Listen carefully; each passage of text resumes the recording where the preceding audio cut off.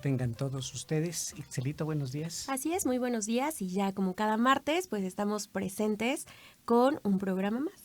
Ya estamos a mediados de octubre, prácticamente, bueno, sí, a mediados de octubre, y como quien dice, en los ranchos, en los pueblos, huele a muertos, porque prácticamente 15 de octubre se abre el preámbulo para la fiesta de muertos, que hay que preparar con muchísimo cuidado. Estamos en un país afortunado, rico, maravilloso, porque conserva sus tradiciones. En las ciudades ya no. En las ciudades ya hemos hecho una pachanga y en muchos se ha perdido el significado original de la tradición. Pero bueno, está bien. Es decir, lo que se hace en las ciudades divierte a la gente, es bonito y es parte en realidad de la esencia del espíritu de todas estas festividades, porque siempre fue la festividad más importante del año, con el perdón de las fiestas de los dioses y con las de la siembra y con las de todas aquellas que se acostumbraban en el mundo antiguo, pero la que perseveró por encima de todas fue esta festividad de los muertos, de todos los santos, que la verdad, no se llamaba de todos los santos en aquellos tiempos, pero perduró después de la conquista y sigue hasta nuestros días. Y no es una fiesta que dure un día, no es una fiesta que dure 2 días, no es una fiesta que dure 3 días, es una fiesta que empieza prácticamente desde hoy, porque los mercados que abastecen todo lo necesario para la fiesta se comienzan ya a llenar, ¿no? También de todas lo necesario. Hoy se están abriendo, si no es que ya desde ayer y antier empezaron. Lo que se tiene que adquirir para la tradición que no se eche a perder. Es decir, ahorita no van a comprar flores, aunque ya los campos están amarillando, rojeando, porque está la flor de cempasúchil, que tiene varios tonos la flor de cempasúchil. ¿Tú de qué color ves las flores de cempasúchil? Naranja, amarillo, son como los colores tradicionales también del Día de Muertos, ¿no? Claro. O hasta el olor incluso, ¿no? El olor. Pues es que la fiesta tiene que ver con todo. Ver, oír, oler, tocar y gustar. Uh-huh. ¿Sí? Entonces, los mercados que se abrieron ahora, en este día, o bueno, a partir de esta semana, empiezan a vender las cosas de barro. El pan de muerto también, ¿no? El pan, aunque se deja un poquito más cerca porque se hace duro, pero los incensarios de barro, los cajetes, los candelabros, donde se acostumbran a poner figuritas, por ejemplo, de angelitos chillones, pues ya están los angelitos chillones. En algunos lugares donde se acostumbran a hacer las figuritas de alfeñique, ya las están haciendo. Borreguitos, angelitos, burritos y una serie de figuras hechas del turrón de azúcar. Eso es alfeñique, el turrón de azúcar. Y el repostero con la duya va creando estas figuras, de tal manera que no se pueden hacer en molde, no se puede hacer una serie de borregos, todo, porque como están hechos a base de la tirita que va soltando la duya, entonces son verdaderos creadores, porque le van dando la forma de la ovejita, o le van dando la forma del conejo, o del burrito, de lo que sea, que hay muchas figuras. O las propias calaveras, ¿no? Que ya se encuentran, que se le coloca el nombre a la persona que se le va a regalar. Esas ya están. Las calaveras de azúcar, minúsculas, pequeñitas, un poco más grandes, y unas calaverotas que ya hasta parecen del tamaño normal del cráneo humano, de azúcar. Esas se hacen en molde. Los calavereros, que así se les dice, pues ya ahorita están en la plena producción, porque luego las tienen que decorar también con duya y la pasta de colores para hacerle estas figuras como encajes que se le van poniendo a la calavera. Se tienen que recortar los ojitos de papel orito. Antes le decíamos papel orito, ahora le dicen papel metálico, aluminio, lo que sea, y acomodárselas en las cuencas a la calavera, porque nuestras calaveras tienen ojos, no es el esqueleto que está hueco y que no se ve. Entonces se le ponen estos papelitos para indicar que es una calavera viva. ¿Y qué indica? Bueno, en el mundo antiguo, en el mundo prehispánico, hay representaciones de calaveras, y yo creo que las hacían también, por ejemplo, de Huautli, al que ahora le decimos amaranto. Y se amasaba con miel de maguey. Entonces se hacía la forma de la calavera, se le ponían sus ojitos de alguna semilla y ya se presentaba, bueno, se llevaba al mercado para que la gente lo comprara y lo pusiera en la casa, en la comida ritual dedicada a los fieles, no a los fieles, a los difuntos, a sus difuntos, porque tienen que venir a comer, y no se están un día, han estado descansando un año sin que nadie se acuerde de ellos, tienen hambre, tienen ganas de ver a su familia, tienen ganas de salir al mundo, y entonces se les permite salir y llegan contentísimos. Esa es la tradición, eso es lo que, la esencia de la tradición. El muerto viene a visitar a los vivos y los vivos reciben al muerto con una fiesta. ¿Y con comida? No, comida, pues sí, comida. Micuali se llama la comida del muerto. Miki es morirse y cuali es comida. Entonces la micuali es lo que se está preparando. Y ya lo que esa comida ritual necesita de comer, verdaderamente de comer, es allá más cercana la esencia de la fiesta.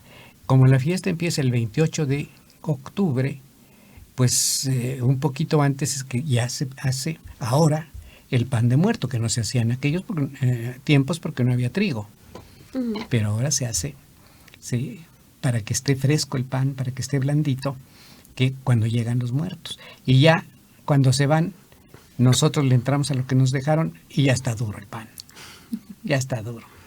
En muchos lugares hacen unos panes pequeñitos que le llaman pan quintalero, porque no se vendía por piezas, sino por quintal. El montonzote, un quintal es mucho. Entonces, las figuritas que le ponen, a veces de animalitos, a veces de flores, en fin, es un pan rico, muy, muy rico. Pero ya, y cada región tiene su propio estilo y va haciendo las cosas que necesita.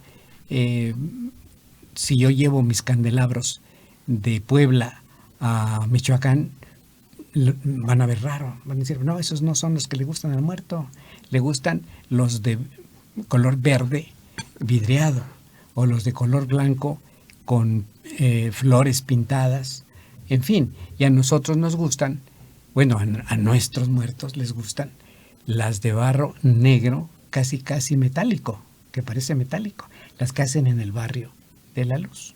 Muy bien, y bueno, ya estaremos hablando más de este tema de Todos Santos el día 21 de octubre a las 5 de la tarde en el edificio T. Aquí ¿no? Una conferencia, y bueno, puede asistir cualquier persona que lo desee, puede acompañarnos en esta conferencia. Sí, para que empecemos calientitos a la tradición. El edificio T es entrando al campo principal de la PAED, el campus, como le dicen, y todo el mundo piensa que están imitando a los Estados Unidos. O el campus, no, ¿qué campus? ¿De qué 8 cuartos? Viene del latín, campus, el campo. Entonces, campus campi, el campo. Entonces, es al fondo. Si entra uno por la 21, pues nomás camina para el fondo. Si entra uno por la 13, pues nomás da la vueltecita. Y lo que vean más al fondo, ahí está el edificio T de Taco. Y bueno, que es un evento gratuito y que está abierto para todas las personas que quieran acompañarnos en esta conferencia el día lunes 21 de octubre a las 5 de la tarde. Pues, ¿qué te parece? así estamos anunciando ya la tradición y nos adelantamos a muchos que van a hacer comentarios. O sea que somos de los primeros que ya estamos haciendo el comentario de la gran fiesta de los muertos. Porque en el mundo antiguo, ya lo diremos en el momento, pero en el mundo antiguo había 2 fiestas dedicadas a los muertos. El Micaíhuitontli, o Micaílhuitontli, que quiere decir fiestecita de los muertos. Y el Güey Micaílhuitl, la fiestota de los muertos, la gran fiesta de los muertos. Uno ya no se celebra, y esta sí se celebra porque pues es la que gustaba más a la gente. La Güey significa grande, la gran fiesta de los muertos. Esa es a la que echaban la casa por la ventana, como la siguen echando. Y los mercaditos más concurridos para hacerse de cosas de muertos son el de Cholula, el de Atlisco, el de Tepeaca, el de Huixcolotla. Allí encuentra uno todo lo que necesita, y casi siempre en todos los mercados. Aquí en los mercados periféricos pues empiezan. Habrá muchísimos, sí, ¿no? empiezan muchos, y vale la pena estarse preparando para esta tradición. Mucha gente ya no pone esta comida ritual a la que llamamos ofrenda. Pues sí, el nombre es correcto porque se la estamos ofrendando a nuestros difuntos. Pero, bueno, es una comida. Básicamente es una comida. Todos los adornos que uno le quiera poner, está bien. Pero es para adornar el espacio donde el muerto va a comer. Porque si usted le pone todos los adornos y de barro y de allá y lo llena de ceras y no sé cuánto y no le pone comida, pues el pobre muerto se queda de a 6 mirando como el chinito y dice, ¿y qué voy a comer? ¿Qué voy a comer? ¿Dónde? Puedo oler, puedo ver la luz de la vela. Si pusieron incienso, pues puedo oler el incienso, el copal. Pero si no hay nada de comer, el muerto se va tristísimo porque no se lleva nada, ¿no? Va con la panza de farol, con la panza vacía. Y van a decir, no, es que los muertos ya no tienen panza. Bueno, no tienen panza como nosotros los vivos, pero tienen la suya y les gusta comer. Entonces por eso se les pone toda esta cantidad impresionante de comida. Por eso digo que la tradición ya no se conserva como era en las ciudades. Ha cambiado muchísimo. Y luego, con situaciones como aquella de James Bond en la película esta que filmó en el centro histórico, ¿no? De la Ciudad sí, de México. Sí, pues Spectre se llama la película, que sacaron todos los alebrijes. Pues ya los alebrijes son de hace varios años, 1957 para ser exacto. Pedro Linares, un artesano de madera, labraba cosas, juguetitos en madera y todo, en el mercado de Sonora, no de Sonora, el estado de Sonora en la Ciudad de México, donde venden hierbas y venden cosas para magia, etc. Allí tenía su puesto don Pedro Linares y hacía juguetitos, camioncitos de madera, valeros, en fin, o sea que sabía tallar la madera.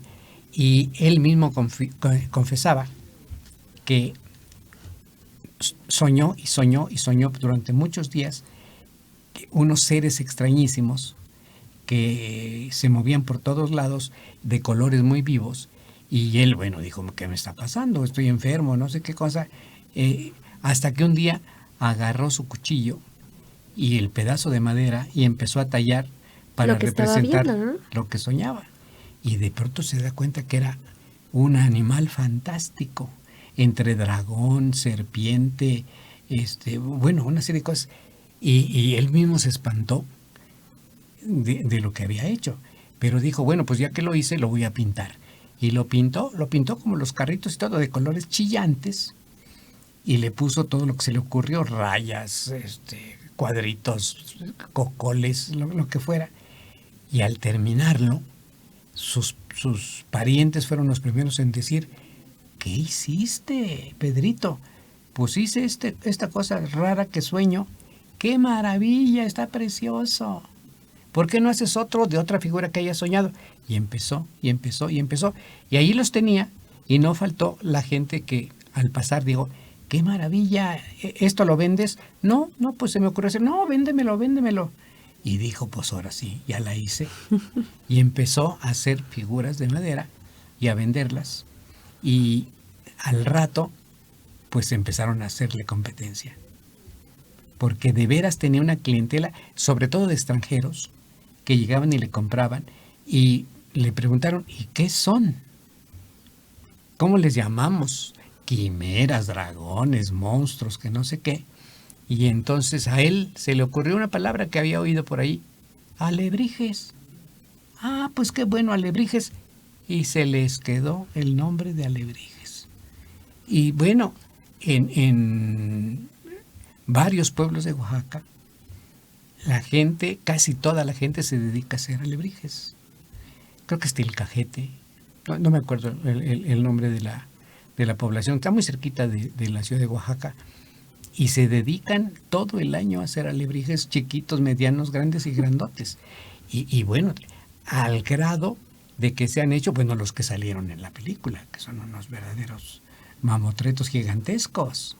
Y a raíz de la película, en la Ciudad de México se hace un desfile a donde salen como principales personajes los alebrijes, ¿sí? Y bueno, para no ir tan lejos, en el Museo Regional de Cholula hay una sala donde hay unos alebrijes gigantescos. Originalmente los prestaron por un tiempo, pero yo me imagino que ya llegaron a un acuerdo, porque ahí están, ahí siguen estos alebrijes. Así que si usted tiene un ratito de tiempo, pues váyase al Museo Regional de Cholula. Es el museo que antes era el manicomio, la Casa de la Risa, allí de Cholula, que ahora es el Museo Regional. Muy cerca de la pirámide, pues, a un costado. Encima de la pirámide. Y la verdad, pues es un museo muy, muy interesante, muy bonito. Tiene por lo menos la sala de arqueología, la sala de artesanías y la sala de alebrijes, que valen mucho la pena, ¿sí? Pero bueno, todo esto lo estamos diciendo porque ya estamos en las vísperas del Día de Muertos. De las fiestas de muertos, que son las fiestas, 5 días. No un día ni dos, 5 días. Empieza el 28 de octubre y termina el 2 de noviembre. Vamos a unos mensajitos.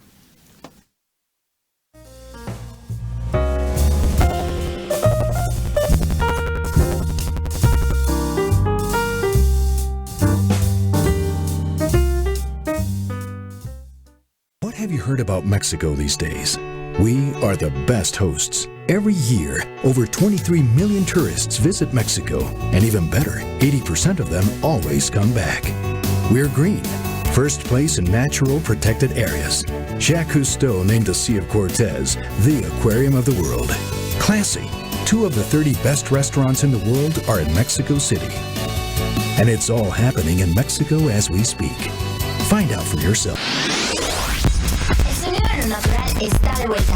No te pierdas todos los martes en punto de las 13 horas tu programa BIOS. Con nuevas secciones, entrevistas, enlaces telefónicos, transmisiones en vivo y mucho más. BIOS, el sonido de lo natural está de vuelta. No te lo pierdas todos los martes en punto de las 13 horas. Hola, soy la basura en tu casa. Sé que pronto me sacarás a la calle y me dejarás atrás, pero si no me pones en el lugar correcto, terminaré en las alcantarillas y provocaré inundaciones. Y cuando el agua se esté metiendo a tu casa y arruinando tus cosas, sabrás que he vuelto. Si tienes que deshacerte de la basura, hazlo de manera correcta. Y si puedes, recicla. Si la tiras en la calle, te llega. Nos vemos en tu casa. Este es un mensaje de Dale la cara al Atoyac.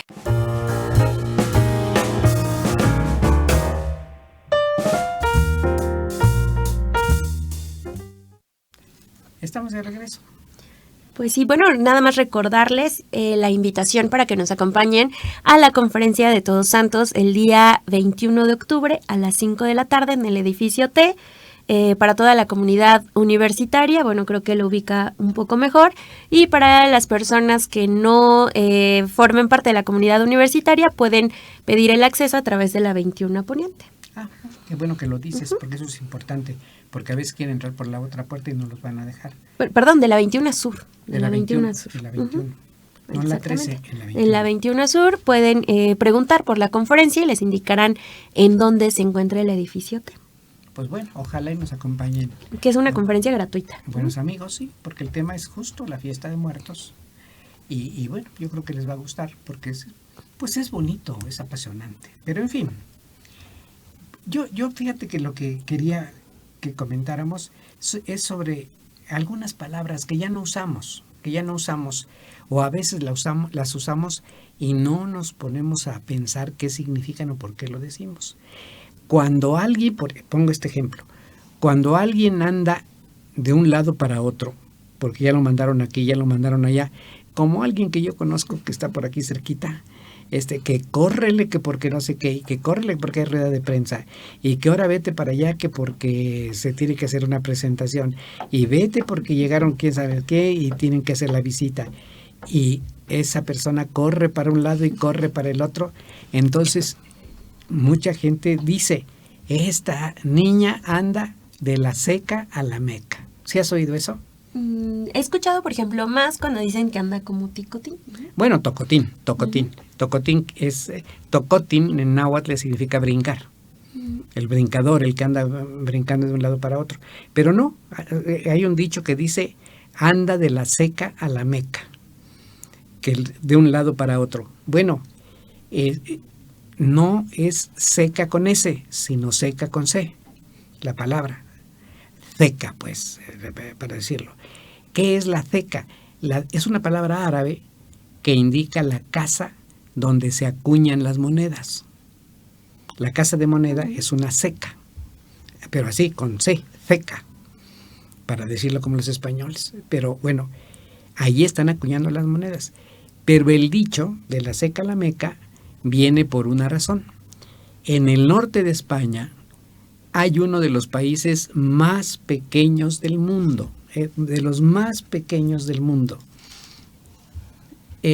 Se llama Andorra. Andorra. Es un territorio, bueno, ¿qué les diré? El municipio de Amozoc es una metrópoli comparada con Andorra. No, a lo mejor es el tamaño. Andorra como Amozoc, como de ese tamaño. Y todavía se da el lujo de tener una capital. El territorio tan chiquito tiene su capital que se llama Andorra la Vieja. Andorra la Vieja. Bueno, este país queda entre España y Francia. Y lo interesante es que al norte de la pequeña ciudad de Andorra, la ciudad de Andorra está metida en una barranca, en la parte baja de una barranca. En un joyo, como se decía antes, ¿no? Bueno, y ahí está, y tiene las laderas de la barranca de un lado y de otro. Bueno, de un lado de la barranca, en las orillas de la ciudad, arriba, está la casa de moneda, la seca. Y como tuvo dominación árabe durante muchos siglos, en el lado contrario también de la barranca, está el lugar, las ruinas ahora, de un lugar a donde hubo una mezquita de los árabes, que ellos mismos, los árabes que vivían por allí, decían, esta es nuestra Meca. Es decir, su santuario chiquito, que recordaba el santuariote de Arabia, que es la Meca. Entonces, cuando la gente subía de la seca, bajaba a la ciudad y luego caminaba hasta la Meca, pues era una caminata larguísima, muy cansada. Y de ahí salió la idea de que el que anda de la seca a la Meca, de la seca a la Meca, de la casa de moneda a la mezquita, que mira hacia la Meca. ¿Sí? Entonces, es algo como muy, muy popular en España, en México, en otros tiempos. Ahora hemos perdido ya muchísimas cosas y una de ellas es los dichos. Pero este es un famoso dicho, de la seca a la Meca. Así que vale mucho la pena decir eso. Y bueno, hay muchas palabras que la verdad no sabemos lo que significa. Por ejemplo, bozo o bozo. ¿Qué es bozo? ¿Has oído esa palabra? Dices, es un payaso, el payaso bozo. Sí, el payaso bozo indicaría este nombre. Pero ¿qué es bozo? Bozo. Ya no le dicen bozo. Es, sobre todo en las mujeres, el vellito que le sale en lugar de bigotes. A los niñitos, a los muchachitos, cuando están empezando a crecer, a volverse adolescentes, les salen unos pelitos delgados en lugar de bigotes, ¿sí? Y a las mujeres también. Eso se llama bozo. Bozo. Dicen, se te ve el bozo. ¡Ay, carambas! Es el bigotito. Y sobre todo las muchachas buscan algún depilador para que no se les vea el bozo. Y algunas sí tienen un bozo que dice uno, ay caray, qué envidia me da el bozo que se trae esa muchacha, ¿verdad? Pero normalmente es de hombres y mujeres el bozo, pero claro, en los hombres como tienden a rasurarse, como imitar a los adultos, y entonces al arrancarse, al cortarse el bozo, se activa las raíces capilares y entonces sale más grueso y ya se vuelve bigote. Si no se rasuraran, les crecería muy lento, muy tarde, el bigote. Toda la adolescencia la pasarían solo con bozo, ¿sí? Bueno, hablamos de bozo, una mujer de mucho bozo, Frida Kahlo. Sí. Unos bigototes que uno puede percibir, ¿no? A primera vista. Claro. Sin más. Ajá. Entonces, porque el bozo es el vello que sale en los labios superiores, arriba de los labios superiores. Fíjate, palabras que ya no utilizamos y que pues tienen su significado, ¿sí? Así que, y luego fíjense, hay lugares, hay cosas que llaman mucho la atención y que todo mundo los conoce, los menciona y no sabe por qué se les dice así o qué significan. Tú, en tus patas de perro, estuviste en Londres y pasaste enfrente del símbolo más conocido de Londres. ¿Cuál será? Bueno, pues tenemos varios, por ejemplo está el reloj, ¿no? Ese es el más famoso de Londres, así como la Torre Eiffel, para decir París, el reloj enorme en la torre del Parlamento de Londres. ¿Y cómo se llama ese reloj? Pues del Big Ben. El Big Ben. ¿Por qué se llama el Big Ben? ¿A quién se le ocurrió ponerle el Big Ben? Pues realmente el Big Ben se llama la campana que está adentro, que es enorme y que da la hora. Y que bueno, yo me acuerdo la XCW, la estación, imitaba el sonido de la campana, el sonido de la campana cuando da la hora, el Big Ben. Tin, ton, tin, ton, tin, ton, tin, ton. Ese es el sonido, esa es la musiquita del Big Ben. Bueno, el comisionado de Obras Públicas de Londres, en el siglo XIX, 1856, él diseñó cómo instalar, la torre ya estaba en el Parlamento, pero cómo adaptar un reloj que le encargaron en la torre. Entonces tuvo que pensar cómo romper las paredes de la torre en forma circular para que salieran las carátulas del reloj a los 4 lados. Es un mecanismo muy, muy, muy, muy complicado. Y el comisionado, el ingeniero, le podríamos llamar, que montó todo esto, ayudado por muchísima gente, se llamaba Benjamin Hall. Benjamin Hall. En inglés a los benjamines les dicen Ben. Ben. Y pues era grandote, era enorme, entonces le decían Big Ben, el grandote Benjamin. Y así es como queda el nombre del reloj, ¿no? Así se llama el reloj, Big Ben, Benjamin Hall, o Benjamin Hall. ¿Sí? Fíjate qué cosas encuentra uno en el significado de las cosas, y así se puede uno pasar. Carcamán, ¿has oído la palabra carcamán? A los viejitos se les dice, ese viejito carcamán, mira nada más, ahí andan dando pena por la calle el carcamán. Pues realmente carcamán no es un viejito, carcamán era un barco ya destartalado. Entonces, por imitación o por abusar de la palabra para aplicarla a alguien que ya está deteriorado, pues se le tomó para decirle a los viejitos, ese viejito carcamán, que quiere decir viejo, destartalado, que se está desarticulando, que ya no puede ni caminar. Ese es carcamán, ¿sí? Y en México le decimos, mira, a ese viejito carcamancito, ¿sí? Para decírselo de cariño. Y bueno, hay cantidad, por ejemplo, palabras que nosotros casi no usamos, pero que sí, camelo. No la usamos, la usan en España. Nosotros realmente no usamos la palabra camelo. ¿Qué significa camelo? Camelo es cuando lo que ahora está de moda, porque lo puso de moda el presidente de los Estados Unidos, fake news o fake news, mentiras, noticias falsas. Eso es un camelo. Entonces, a querer engañar a una persona adulándola.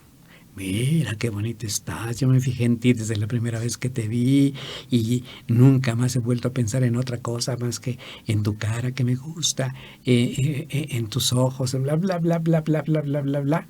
Y eso se llama camelar, porque es camelo lo que se le está diciendo, no es verdad y la está diciendo el otro para tener la posibilidad de conquistar. Sí. Casi siempre es de los hombres a las mujeres, pero también puede ser de las mujeres a los hombres. Camelar, en España le dicen, no, lo que me estás diciendo es un camelo. Nosotros no usamos, definitivamente no usamos. Esa palabra, ¿no? ¿Qué usaríamos en su lugar? Cuenteando, me estás cuenteando. Uh-huh. ¿Qué otra? Me estás tomando el pelo. Alguna cosa así, pero no decimos. Camelo como tal, ¿no? No, como camelo. Pues yo lo he oído mucho en España y allí aprendí lo que significaba, ¿sí? Luego hay otra palabra, sobre todo en términos religiosos se usa mucho, carisma. Esa persona tiene carisma. Mira, ese muchacho tiene carisma. Este señor tiene carisma. Carisma. Es una palabra griega, evidentemente, y viene del griego carisma, que significa agradar, tener facilidad para llamar la atención de los demás. En sentido bueno. Sí. En términos de teología, es el don que Dios concede a ciertas personas de ser simpáticos, de ser abundantes, de ser buenos para la gente que los rodea. Por eso se dice tiene carisma. Que es muy agradable, ¿no? Muy afable incluso. Sí, ¿no? Sí. Nada, en términos teológicos, bueno, pues eso implica un don que recibió del cielo, ¿sí? Y bueno, otra palabra. Fíjense que todas las palabras que aquí comento, la mayoría de los muchachos, ¿cómo les dicen de este siglo? Millennial, ya no se lo saben. Clueco o clueca. No, ya no la usamos. Y es una palabra del español muy, muy, muy claro que es clueco y clueca. Se refiere originalmente a la gallina que está empollando.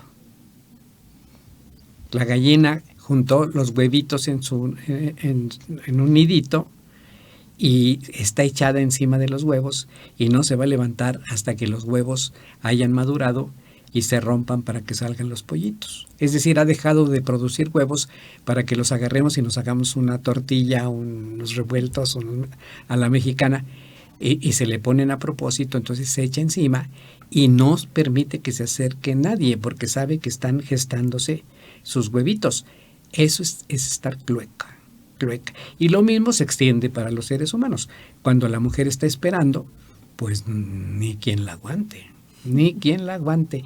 Y el papá a veces también ni quien lo aguante, ¿sí? Eso es estar clueco, que ya no se, te insisto, ya no se usa, ya lamentablemente está en este vocabulario que estamos perdiendo, que es a una velocidad impresionante, ¿sí? Otras palabras, por ejemplo, el término que nosotros no lo usamos, se usa en Europa, los endemoniados de Gadara. Pues el Evangelio habla de estos endemoniados. Los evangelios nos dicen que cómo Jesús echó a los demonios de una persona en Gadara, y por eso se extiende la palabra a todo lo que sea, ¿no? Otra palabra que se usa mucho es epicúreo. Y la gente lo oye y ni sabe qué. Hubo un filósofo griego llamado Epicuro, y los que siguen su doctrina son epicúreos. Claro, es un término de filosofía, pues no tenemos por qué saberlo, ¿no? Pero bueno, así a ti, por ejemplo, ¿qué palabra se te ocurriría que fuera rara, extraña? Bueno, en el que usamos día a día podría ser, no lo sé, no sé cuál se me podría venir a la mente en este momento. Mira, una podría ser fulano. Bueno, fulano, pero creo que es un poquito más común, ¿no? Cuando nos dirigimos a alguien que no le ponemos nombre, ¿no? Así es, para decir a alguien que no, sí. Y tiene sus equivalentes. Fulano, mengano y sutano. Mengano, Bueno. Sutano y perengano. Vienen del árabe. Son palabras que vienen del árabe. Cuando no sabemos el nombre o no lo queremos decir, entonces decimos, me encontré un fulano en la calle que me dijo esto y lo demás, o ese fulano, y trajo a perengano, otro a mengano, ¿sí? Para decir, vino este y aquel y el otro. Entonces se usa, y este sí lo seguimos usando.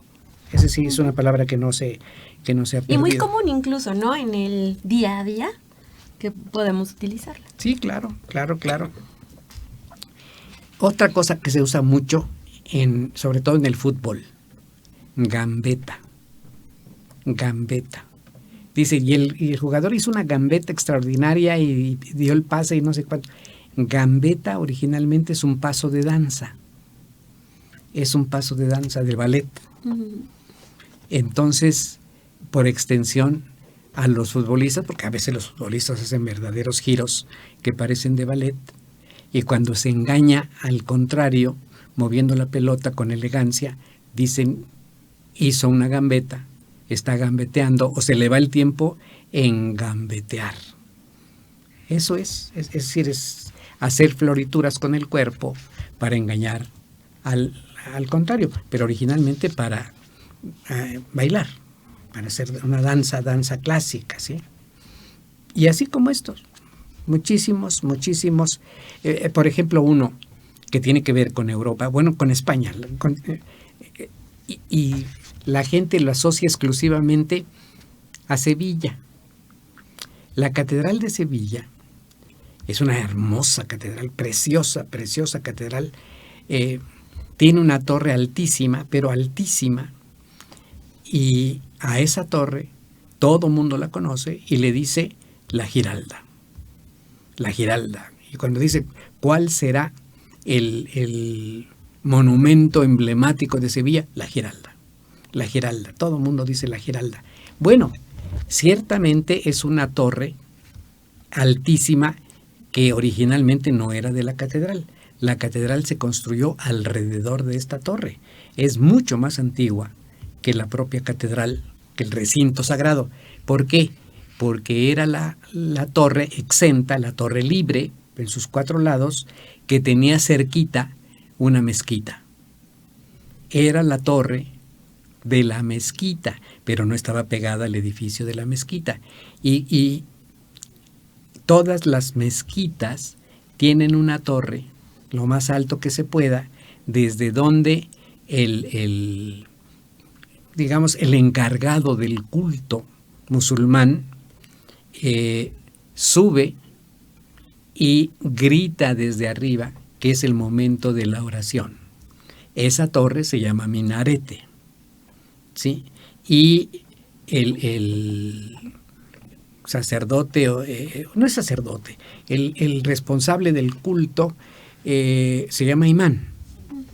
Entonces sube el imán al minarete y grita alabanzas a Alá.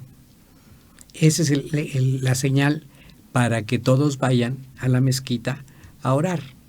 5 veces al día oran los musulmanes.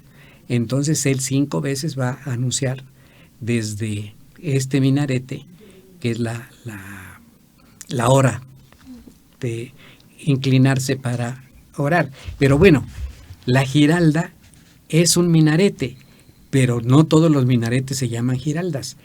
En el caso de Sevilla, sí, porque los cristianos, cuando expulsaron a los árabes, a los musulmanes de sus tierras, aprovecharon la torre, le pegaron la catedral y la cúspide de la torre, la parte más alta de la torre, le añadieron una escultura de bronce, que es una representación de la fe, y tiene en su mano derecha, una especie de círculo de metal enorme que se mueve con el aire, es decir, gira.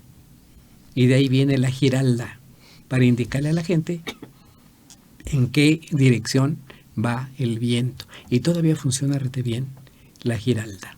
Vamos a unos mensajitos. Ven, abre tu mente, libera tus sentidos. Eres parte de la realidad. Transfórmala con sentido humano. Haz que suceda. Asume el reto, porque el mañana es hoy. Vívelo. Sé lo que imaginas, haciendo girar el mundo. Ven, transforma tu vida. Soy UPAEP. Hola, soy la basura que llevas contigo. Sé que me vas a tirar en la calle para deshacerte de mí, pero quiero decirte que lograré llegar a una alcantarilla y de ahí a ríos, mares y a miles de animales. Y cuando los ecosistemas se hayan ido y no quede agua limpia ni para tomar, sabrás que he vuelto.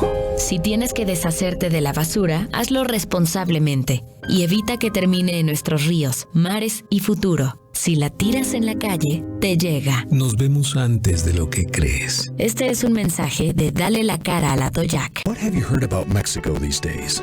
We are the best hosts. Every year, over 23 million tourists visit Mexico. And even better, 80% of them always come back.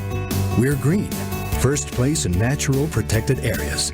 Jacques Cousteau named the Sea of Cortez the aquarium of the world. Classy. 2 of the 30 best restaurants in the world are in Mexico City. And it's all happening in Mexico as we speak. Find out for yourself.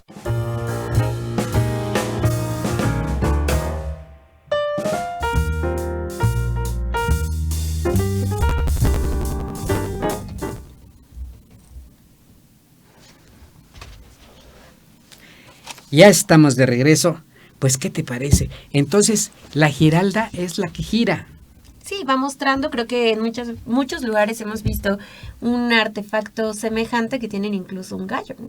Sí, en ese caso se llaman veletas, porque da vuelta según el viento, y por eso cuando alguien es voluble dicen es una veleta. Te mueves para donde gira el viento, para donde sopla el viento. En el caso de la giralda, la diferencia entre veleta y giralda es que la giralda generalmente es una escultura antropomorfa, es decir, humana, y que tiene o un capote o un escudo o algo que le hace frente al aire y que permite moverlo.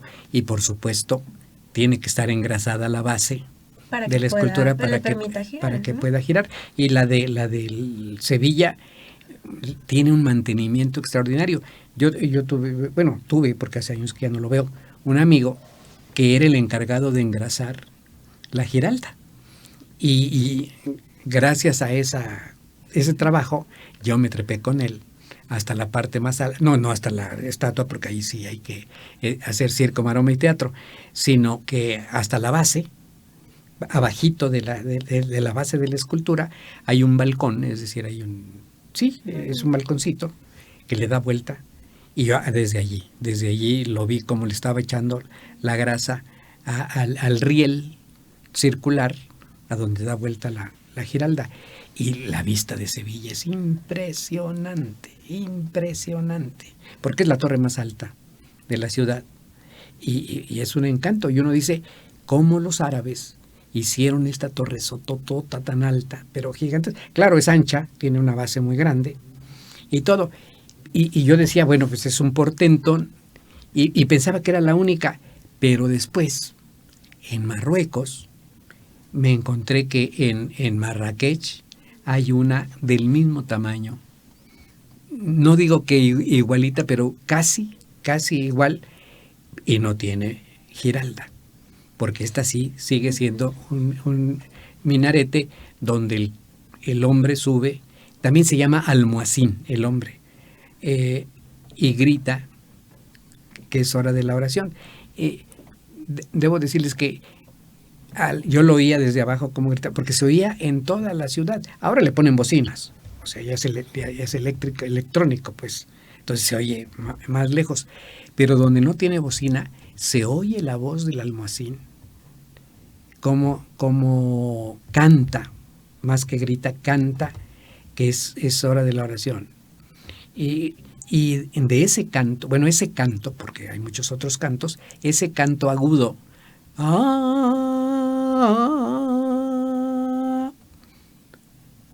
de ahí viene el cante flamenco. El cante flamenco. Fíjate qué cosas se van uniendo, ¿no? Sí, También. qué cosas más interesantes. Y bueno, pues nosotros en Puebla tenemos los recuerdos de la época en que las cúpulas y en las torres se ponían, no giraldas, porque no tenemos ninguna giralda en Puebla, pero sí muchas veletas. Veletas. La más grande, que casi es una giralda, es la que remataba la torre de San Francisco. Era una bandera, y entonces el viento le daba vueltas, pero lo que pasa es que yo creo que la última vez que dio vueltas fue a principios del siglo XIX. No le dieron mantenimiento, no le echaron grasa, y se oxidó y se quedó anclada, se quedó firme, y entonces ya no había manera de moverla, y estando tan alta, pues se necesitaba poner un andamio del tamaño del mundo para poder arreglar todo y volverla a echar a andar, porque si se sube el que arregla, tiene que ir amarrado y todo para poder subir, y con el peligro de que si destraba la veleta puede venir una corriente de aire y tirarlo. Es peligrosísimo. Bueno, pues esta veleta yo creo que se cansó de que la tuvieran sin hacer nada, y en el terremoto de hace 2 años se cayó. Se cayó la veleta, y yo fui corriendo a decirle al padre guardián, oye, esta es una veleta extraordinaria, es la mejor que tenemos en la ciudad, no vayas a dejar que se lo lleven, porque ya andaban por allí cargando las piedras, no dejes que se la lleven, es histórica, es muy valiosa, que eso es lo que a veces les llama la atención, es muy valiosa. Y sí, afortunadamente la recogieron, la tienen guardada, pero pues ya no funciona, ¿no? Ya no cumple el deberían objetivo volverla a subir, pues hacer alguna cooperacha para que pongan los andamios y que se refuerce el remate de la torre, se arregle el riel y se ponga la veleta para que vuelva a girar. ¿Sí? Tenemos otra veleta muy hermosa, que la gente nunca se fija en las veletas, encima de la cúpula de la capilla de Jesús Nazareno en San José. Hermosa, hermosa, es el símbolo de Jerusalén. El escudo de Jerusalén es una cruz que tiene igual el palo vertical que el palo horizontal, que se llama patíbulo y estipe. Entonces, igualitos del mismo tamaño, de tal manera que se forma una cruz con todos sus travesaños del mismo tamaño, y a esto se le llama cruz griega. Bueno, el símbolo de Jerusalén es esta cruz que entre los 4 ángulos tiene una crucecita además. O sea que son 4 cruces chiquitas en medio de la cruz grandota. Esa es la forma de la veleta de la cúpula de San José. No de la iglesia, sino de la capilla que está anexa. Y pues sería el cuento de nunca acabar, pero casi todas las cúpulas tenían su veleta. La han perdido por la ignorancia de la gente, porque si no le dan mantenimiento, pues se llena de rumbre y la quitan y la mandan a volar. Ahí pasan los del fierro viejo y se la llevan tranquilamente. Y hemos perdido mucho de nuestro patrimonio con eso, y todo lo decíamos por la Giralda famosa. Sí. En el minarete, bueno, en la torre ahora de la Catedral de Sevilla, que es de veras un lugar hermoso. Allí está adentro, pues, una cantidad de tumbas de personajes importantes de la historia de España, y allí todavía alcanzan a ver una costumbre que dicen que todavía funciona. Todo lo que he visto es antiguo. Si se muere el arzobispo de la ciudad, que casi siempre es cardenal, casi siempre, entonces lo entierran en la catedral, no como nosotros que tenemos un panteón para los obispos debajo del altar mayor, sino que los pueden sepultar en los pasillos laterales, las naves, como se llama, y para marcar la tumba del obispo, de la bóveda, es decir, del techo, cuelgan una cuerda con el capelo del cardenal, es decir, con el sombrero del cardenal, que es rojo, o del obispo, que es morado, con sus cordoncitos, y uno ve esos sombreros colgados del techo de la catedral. Entonces cuando dice, ¿a quién se le ocurrió andar colgando sombreros en la catedral? No, están marcando la tumba de este personaje o del otro. Sí. Y claro, abajo también está la lápida que dice aquí yacen los restos de no sé quién. Pero bueno, es hermosa la Catedral de Sevilla, como la Catedral de Granada, que tiene, entre otras cosas, la tumba de los Reyes Católicos. Hermosa, elegantísima. Ahí están acostaditos juntos don Fernando y doña Isabel y don Fernando. Acuérdense ustedes que ellos, como rey de Aragón y reina de Castilla, se unificaron para lograr una única España y que ya no hubiera tantos reinos. Pero desde que se casaron, un pleito entre los dos. ¿Quién era más importante? ¿Castilla o Aragón? Castilla o Aragón, Aragón o Castilla. Y los nobles, los concejales de Aragón se pusieron de acuerdo con los concejales de Castilla para acabar el pleito, y entonces decretaron, es un decreto, que siempre que se mencionara uno y otro se tenía que repetir, es decir, y en la tierra de doña Isabel y don Fernando, de don Fernando y doña Isabel, pasaba esto, para que estuvieran contentos. Para que hubiera equidad, ¿no? Sí. Estuvieran en el mismo nivel de importancia. Y el escudo real de los dos reinos, Castilla y Aragón, tiene un lema, es decir, un listoncito con un lema escrito que dice, tanto monta tanto Isabel como Fernando, para que no haya problemas. Sí, ya después que Carlos V heredó el poder se borró todo esto, pero en España todavía quedan por ahí algunos escudos que dicen tanto monta tanto. Ya sabemos que es Isabel y Fernando. Sí, pero qué cosas salen. Chismes, ¿no?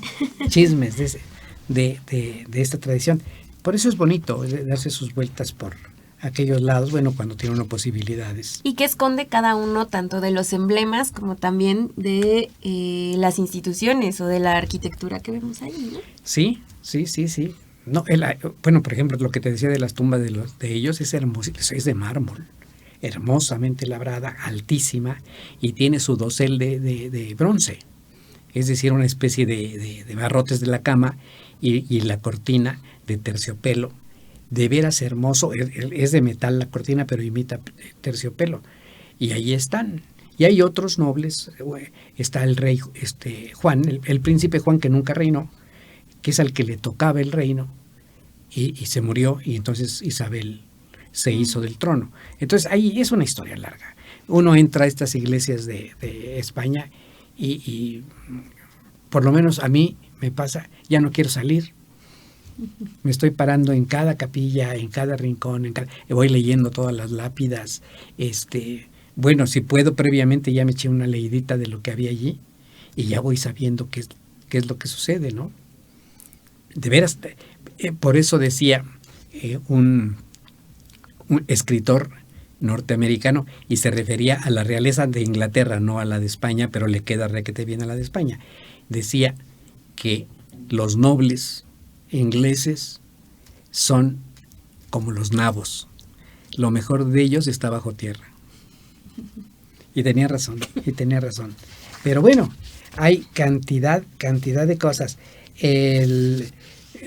Por ejemplo, hincha. El hincha. Dicen, este es un hincha del Guadalajara, o es un hincha del América, o es un hincha del pueblo. Ya se refiere más a la afición, ¿no? Sí. Pues es el fanático de algo. Es fanático, porque se hincha de orgullo, de gusto, cuando grita, cuando se emociona. El fervor de cada uno del momento, ¿no? Viene de hincharse. El hincha.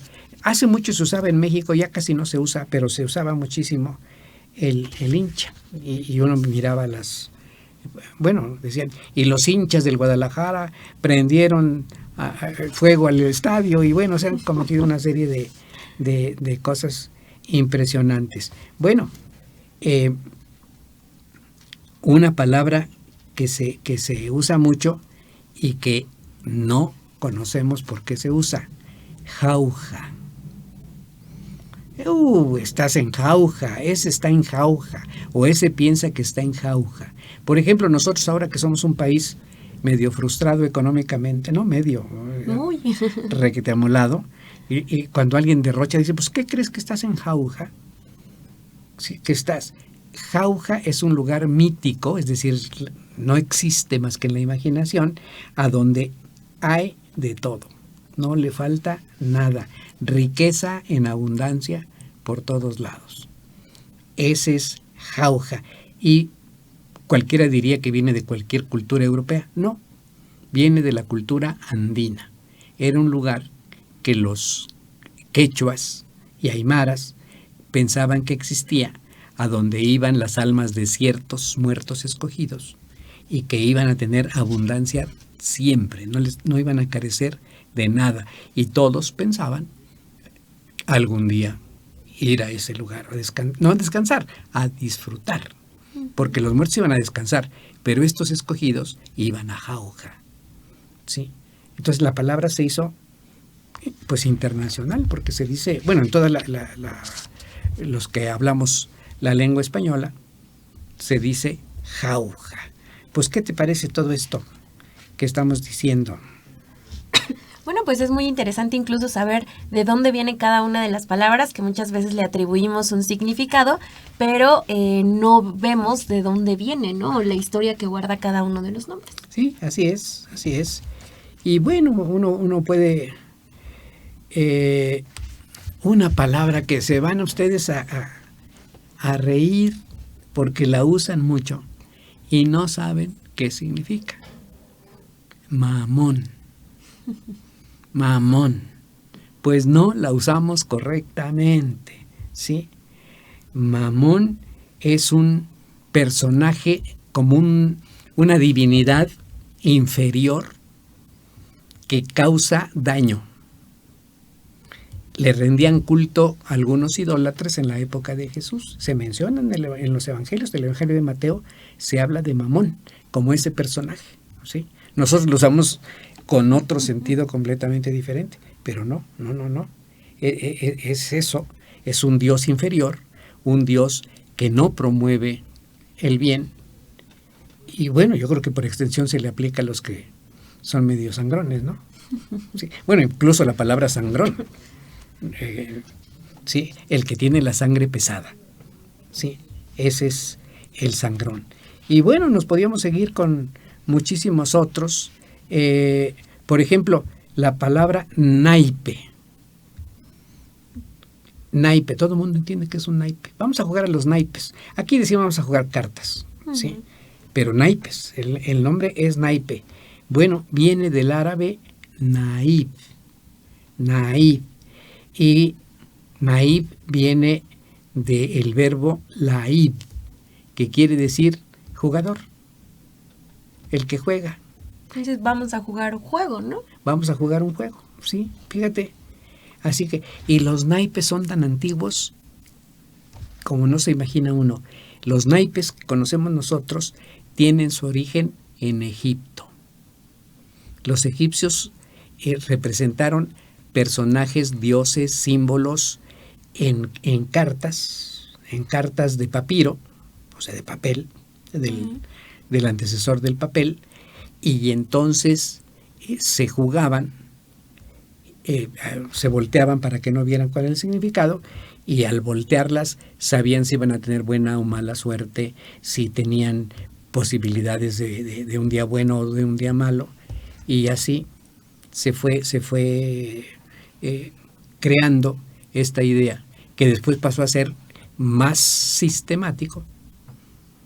Ya tuvo un número cada una de las cartas, pero no los egipcios. Fue ya en otros lugares, los árabes le dieron números y entonces se creó el juego de naipes. Muy bien, bueno, pues este es un pequeño recorrido al vocabulario que usamos diariamente. Y bueno, antes de despedirnos, recordarles que los esperamos el día lunes 21 de octubre a las 5 de la tarde para la conferencia sobre Todos Santos. Sí, y con mucho gusto allí los recibiremos y me echaré mi rollo. Muy bien, pues los esperamos a todos y muchas gracias por estar al pendiente el día de hoy. Que le vaya muy bonito.